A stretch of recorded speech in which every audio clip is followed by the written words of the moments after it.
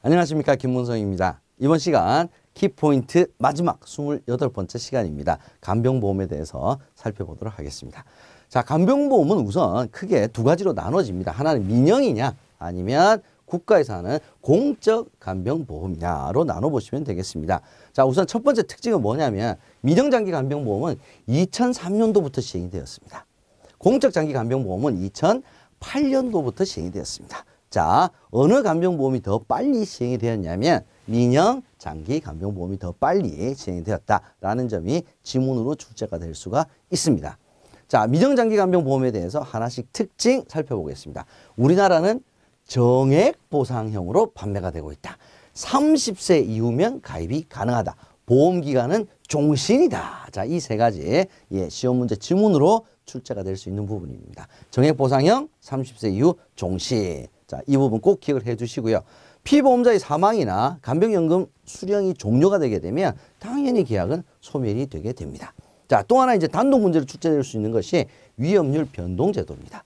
우리나라 같은 경우에는 간병보험에 대한 위험률 경험치가 많지가 않기 때문에 보험기간 중에 자, 금융위원회의 인가를 얻어서 위험률을 재조정을 하는 위험률 변동 제도를 채택하고 있는 것이 민영장기 간병보험이다. 이렇게 생각하시면 되겠습니다. 자, 이에 반해서 공적 장기 간병보험은 국가와 사회가 실을 운영하는 겁니다. 그래서 사회 연대 원리에 따라서 간병, 요양과 같은 굉장히 장기간에 걸쳐서 발생하는 문제를 국가와 사회가 분담하는 제도다. 이렇게 보시면 되겠습니다. 자, 그래서 국가와 사회가 분담하기 때문에 대상자가 좀 제약이 있습니다.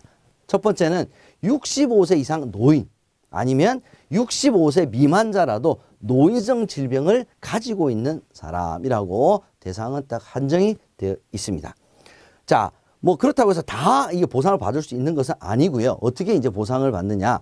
중요한 것은 장기 요양 인정 점수라는 것을 평가를 해서 산정을 합니다. 그래서 이 인정 점수에 따라서 1등급, 2등급, 3등급 이렇게 등급을 평가를 해서 1등급, 2등급에 해당이 될 경우에 국가와 사회가 공적 장기 간병보험의 보험금을 지급을 하는 방식으로 구성이 되어 있습니다. 자, 다음으로 보험금 지급 사유 보겠습니다. 자, 보험회사 기준이다라고 하는 거 보니까 민영 장기 간병보험에 해당이 되겠죠. 일상생활 장애 상태 또는 중증 치매 상태 등 진단 확정만 되면은 나이와 상관없이 보험금이 지급이 됩니다.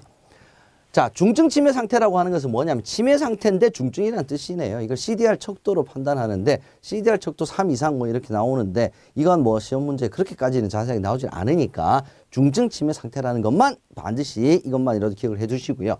일상생활 장애 상태는 요에는 시험 문제 좀 나올 수 있습니다.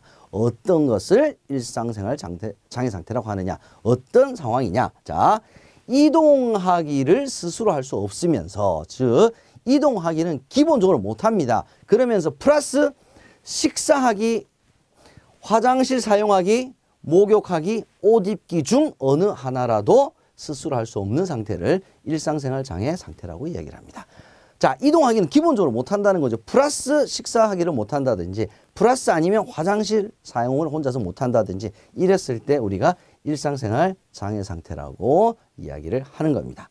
이에 반해서 공적 기준, 즉 공적 장기 간병보험은 자, 제가 점수를 산정한다 그랬죠. 그 점수에 따라서 등급, 장기 요양 1등급 내지는 2등급 판정을 받았을 때 공적 장기 간병보험에서 보험금을 지급을 하게 됩니다.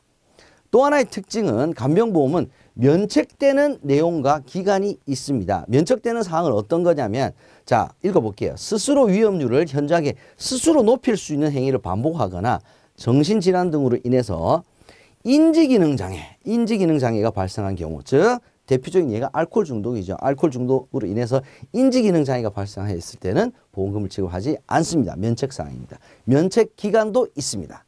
일상생활 장애 상태일 경우에는 90일, 중증 치매 상태인 경우에는 2년의 면책기간도 부여를 하고 있습니다. 암보험도 면책기간 있었죠. 그래서 같이 항상 연상을 해두시면 되겠습니다.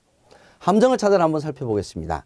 우리나라에서는 실손보상 형태로 민영장기 간병보험이 판매가 되고 있는 것이 아니라 정액보상 형태로 판매가 되고 있다라고 하는 점 굉장히 중요하다고 제가 계속 말씀드렸었죠.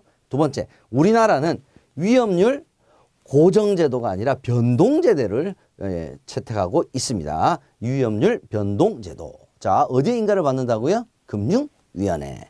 세 번째, 우리나라는 경험 데이터가 충분히 확보되어 있지 못하기 때문에 위험률 산출이 용이하지 못해서 위험률 변동제도를 채택하고 있습니다.